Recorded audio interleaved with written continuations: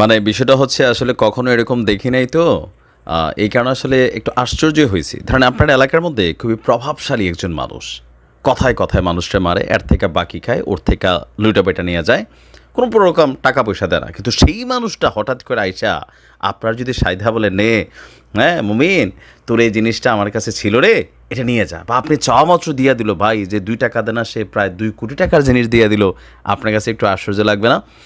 তবে আশ্চর্য হলেও ঘটনা সত্য, ভারতের কাছ থেকে প্রায় 200 একর জমির মালিকানা ফিরে পাচ্ছে বাংলাদেশ, তাও বিএসএফ সাইদা সাইদা দিচ্ছে চাওয়া মাত্র।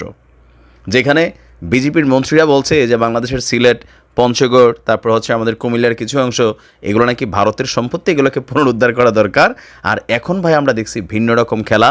আসলে ব্যাকগ্রাউন্ডটা কি, যে নিউজটা এই মুহূর্তে খুবই ভাইরাল, কুষ্টিয়ার দৌলতপুর সীমান্ত, সেই সীমান্তের প্রায় 200 একর জমির মালিকানা বাংলাদেশ ফিরে পেতে যাচ্ছে। এই জমিটা আসলে কী ছিল বা কিভাবে, আসুন ব্যাকগ্রাউন্ডটা দেখি।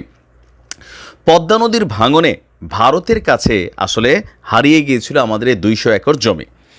আপনার গত 15ই সেপ্টেম্বর ভারত এবং বাংলাদেশের সীমান্তরক্ষী বাহিনীদের ঊর্ধ্বতন কর্মকর্তাদের একটা বৈঠক হয়েছে। সেই বৈঠকে এই সিদ্ধান্ত হয়েছে। বিজিবির 47 ব্যাটালিয়নের অধিনায়ক লেফটেন্যান্ট কর্নেল মোহাম্মদ মাহবুব মোর্শেদ বিষয়টির সত্যতা নিশ্চিত করেছেন।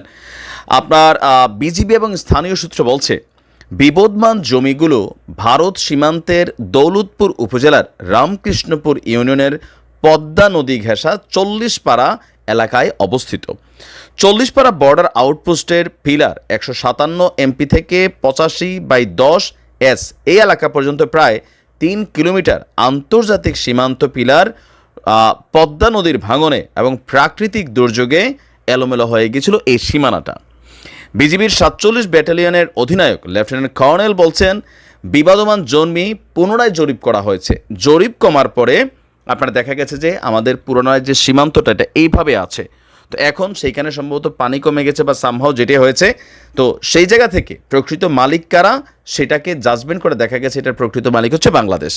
বিজিবি বলছে যে গত 10ই ফেব্রুয়ারি থেকে আপনার উভয় দেশের সার্ভেয়ার, বিজিবি এবং বিএসএফ কর্তৃপক্ষের সিদ্ধান্ত অনুযায়ী ভারতের অভ্যন্তরে বাংলাদেশের আনুমানিক 200 একর জমি এবং বাংলাদেশের অভ্যন্তরে ভারতের আনুমানিক 40 একর জমির গড়মিল পাওয়া গিয়েছিল।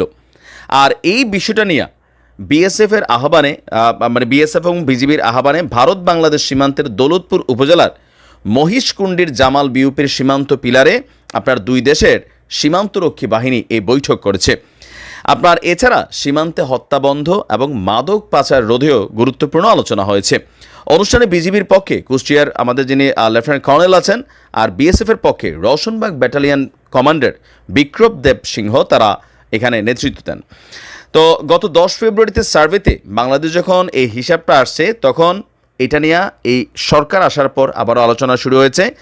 আর এটা আগামী অক্টোবরে সুবিধাজনক সময়ে উভয় দেশের সার্ভেয়ার, বিজিবি, বিএসএফের উপস্থিতিতে পুনরায় জরিপ করে প্রকৃত মালিকদের কাছে হস্তান্তর করতে উভয় ব্যাটালিয়ন কমান্ডাররাই একমত হয়েছেন। মূলত আপনার সীমান্তের বিবাদমান এই অংশটি নদী এলাকা হওয়ায় আপনার পদ্মার ভাঙন এবং প্রাকৃতিক দুর্যোগের কারণে দুই দেশের সঠিক সীমানা নির্ধারণটা জটিলতা ছিল।